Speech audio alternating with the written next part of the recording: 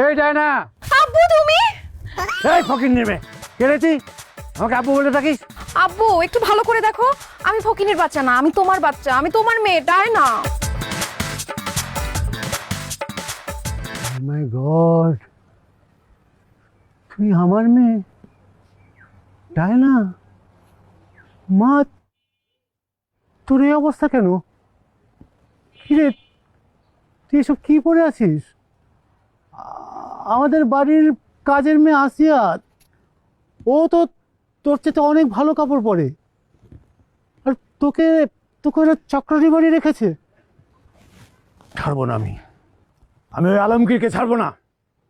আলমগীর, হে আলমগীর, বেরো। আসসালামু আলাইকুম শ্বশুর আব্বা, কেমন আছেন? দেখ তোর কেমন আছেন। তোর কত বড় সাহস, তুই আমার চোখে ফাঁকি দিয়ে আমার মেয়েকে ভুলিয়ে ভালিয়ে নিয়ে বিয়ে করেছিস, তাকে রাজধানী থেকে চাকরানি বানিয়েছিস। তোকে আমি ছাড়বো না, তোকে আমি আজকে মেরেই ফেলবো।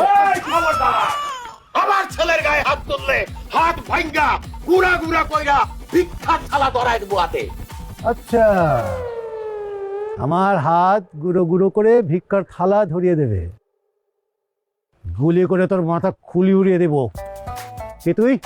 আব্বু তুমি কাকে কি বলছো? ওনারাই তো আমার শ্বশুর আব্বা আর শাশুড়ি আম্মা। তোর শ্বশুর শাশুড়ি?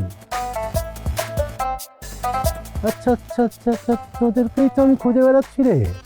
ছোট লোক, অশিক্ষিত, আনকালচার্ড।